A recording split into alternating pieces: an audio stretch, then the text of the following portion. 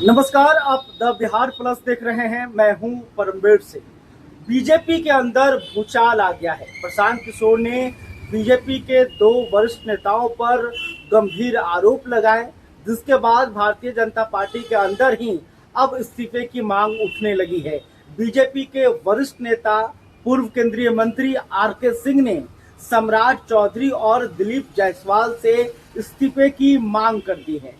R K. Singh ने जो बयान दिया है वो बता रहा है कि बीजेपी के अंदर आखिर चल क्या रहा है। आर.के. सिंह ने कहा है कि प्रशांत किशोर ने जिन नेताओं के ऊपर आरोप लगाए हैं उन नेताओं को जनता के सामने आने की जरूरत है। उन्हें अपनी सफाई देनी होगी। अगर यह आरोप सही है, वो सफाई नहीं दे पा रहे हैं, तो उन्हें पार्टी और पद को छोड़ देना चाहिए। खुलकर आर.के. सिंह ने दिलीप जायसवाल और सम्राट चौधरी का नाम लिया। उन्होंने कहा कि सम्राट चौधरी को लेकर बार बार प्रशांत किशोर कहते हैं कि वो 7वीं फेल हैं, तो फिर सम्राट चौधरी को सामने आना चाहिए और 10वीं का जो सर्टिफिकेट है उसे दिखा देना चाहिए। अगर प्रशांत किशोर गलत कह रहे हैं तो उनके खिलाफ मानहानि का केस भी दर्ज करना चाहिए। तो देखिए, आर.के. सिंह ने यह बयान देकर बिहार बीजेपी के अंदर भूचाल ला दिया है। और आर.के. सिंह जो हैं वो एक बड़े नेता हैं।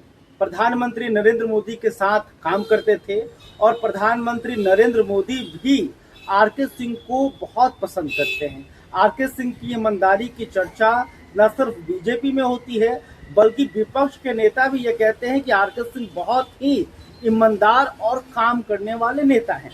तो देखिए, आर.के. सिंह ने यह जो बयान दिया है, इस बयान के बाद बीजेपी आलाकमान जो है वो जरूर जागेगी और अब सम्राट चौधरी और दिलीप जायसवाल को प्रशांत किशोर के आरोपों का जवाब देना ही होगा।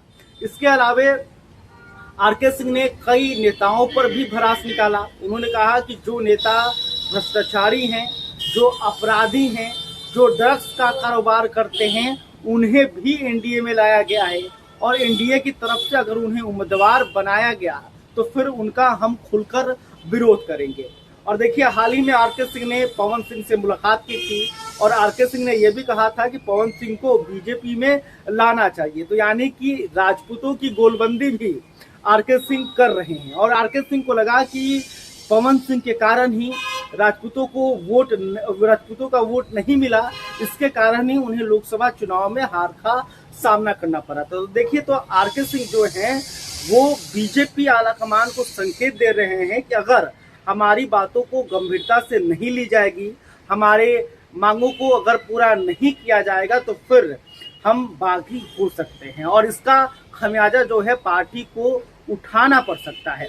दूसरी तरफ अगर जनता दल यूनाइटेड की बात करें, जेडीयू कोटे से मंत्री अशोक चौधरी पर प्रशांत किशोर ने करीब 200 करोड़ के घोटाले का बड़ा आरोप लगाया, भ्रष्टाचार का आरोप लगाया। उन्होंने कहा कि अशोक चौधरी ने पीए के नाम पर जमीन लिया, जायदाद लिया और फिर उसको बाद में वो अपनी बेटी के नाम पर उसे ट्रांसफर कर दिया। अभी तक इन तमाम आरोपों पर जो है अशोक चौधरी का कोई जवाब नहीं आया है।